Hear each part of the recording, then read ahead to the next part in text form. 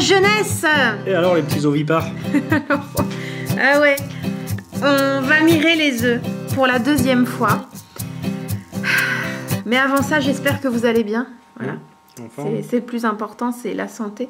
Je pense que là, on devrait vraiment voir quelque chose de beaucoup plus sombre dans l'œuf, dans les œufs. Et si c'est au même stade que la dernière fois, c'est que ça s'est pas développé, quoi. Ouais.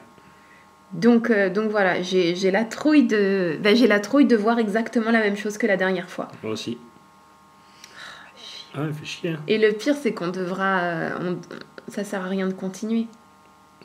J'espère qu'on aura au moins voir que 1 ou 2 ou 3 d'entre eux se sont quand même développés. Même, je demande même pas les 7 sur 8, mais au moins 1 ou 2. Enfin voilà.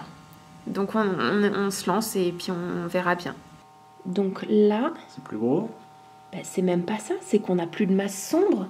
Il est complètement opaque, l'œuf, là. Il est cuit. Non. On n'a plus de masse sombre, là.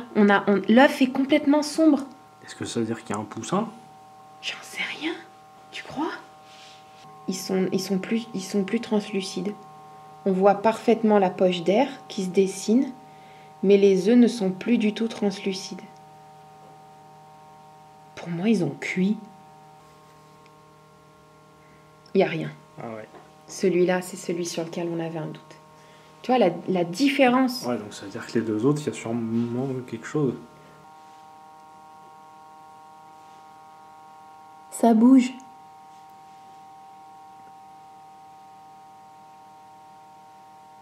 Ça se contracte, non? Tu vois pas que la masse Ouais. bouge? Ouais. Oh, pétard. Regardez, on voit qu'à l'intérieur...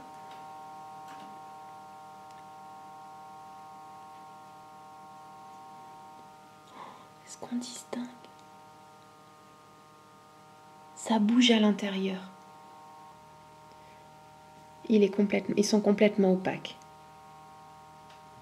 Oh, ce serait la chance du débutant, peut-être. Pareil, c'est opaque.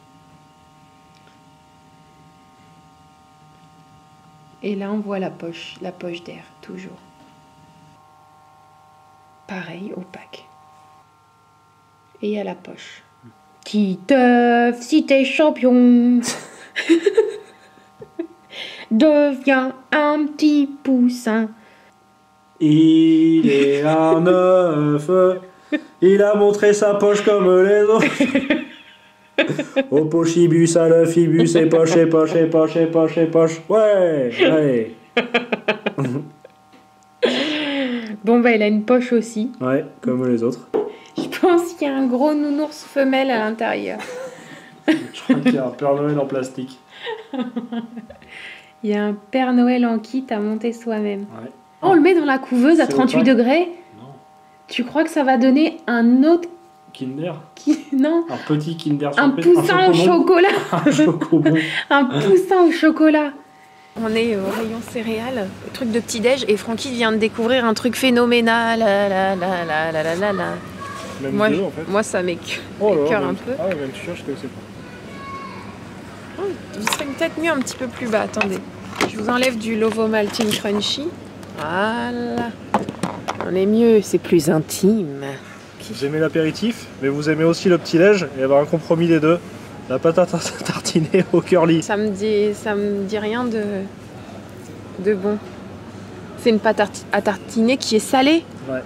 Oh, C'est ça. c'est de la purée de curly, comme si en fait vous aviez mâché du curly puis que Ouais, en vous mettez aimiez 3 pas dans et que chaque vous bout, recrachiez. et vous écrasez.